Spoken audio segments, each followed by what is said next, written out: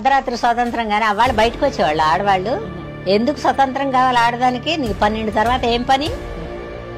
ఆఫీసుల్లో ఎక్కువే ఉంటారు. ఎందుకంటే ఇప్పుడు ఎక్స్పోజింగ్ అలా ఉంది. వాడు అనొద్దన్నా కూడా అనేలాగా వెళ్తున్నామే మనం.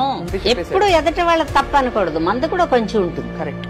మన I've been a huge fan of her acting. So ఇటువంటి ఐడియాస్ ఒపీనియన్స్ ఇస్తుంటే it makes me little heart broken. అయ్యో మనకి ఫేవరెట్ అనుకుంటున్నటువంటి ఆర్టిస్ట్ ఇలా మాట్లాడుతుంటే when they have problematic ideas that dichotomy as to what do we do.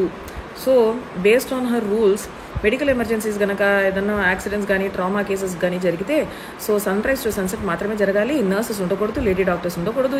ఈవిడ గారు కానీ ఈవిడ తెలిసినటువంటి ఎవరికైనా మన అందరికీ ఏదైనా మెడికల్ ఎమర్జెన్సీస్ వస్తే లేడీ డాక్టర్స్ అస్సలు ఉండకూడదమ్మా. సన్ రైజ్ టు సన్సెట్ మాత్రమే ఎమర్జెన్సీస్ అన్నీ జరగాలి. ఆ తర్వాత evening 6 PM to 6 AM only మగాళ్ళు మాత్రమే ఉంటారు, even with lady patients. So మనకి బయట ఏం పని? మనకి ఒంట్లో బాగాలేనప్పుడు కూడా మనము హాస్పిటల్లో ఉండకూడదు. 6 AM to 6 PM మాత్రమే మనం ఉండాలి. ఓకే, ఇదే రూల్ ప్రకారం పిల్లలు కూడా అర్ధరాత్రి పూట పుట్టకూడదు. గైనకాలజిస్ట్ ఉండకూడదు కాబట్టి according to these rules sunrise to sunset మాత్రమే పిల్లలు పుట్టాలి. అప్పుడే నర్సెస్ కానీ గైనకాలజిస్ట్ కానీ లేడీ డాక్టర్స్ కానీ ఉండాలి. ఓకేనా?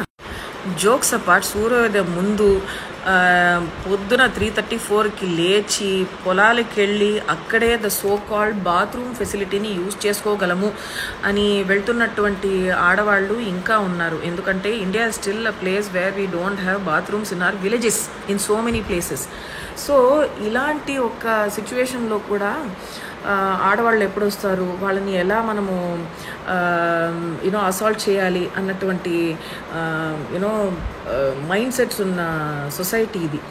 అప్పుడు ఈ రేప్ కల్చర్ని ఎంకరేజ్ చేస్తున్నటువంటి స్పీచ్లు ఇస్తుంటే బేసిక్లీ అమ్మాయిలు ఇలా డ్రెస్ చేసుకోవటం వల్ల, జుట్టు ఇలా ఉంచుకోవటం వల్ల, బొట్టు పెట్టుకోలేదు కాబట్టి, బికాస్ ఇవన్నీ నేను వేసుకోలేదు కాబట్టి నేను చెప్తున్నా, నో బొట్టు, జుట్టు ఓపెన్ అండ్ షార్ట్ క్లోత్స్ వేసుకుంటున్నారు కాబట్టి all of this sexual assault is happening on women only because of women అన్నది ఇస్ కాల్డ్ రేప్ కల్చర్.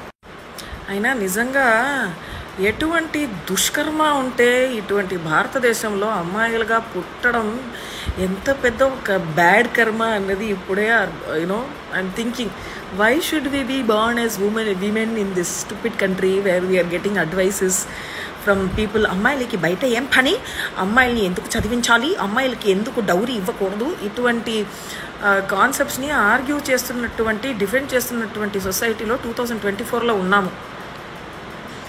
మన కర్మ కాలింది.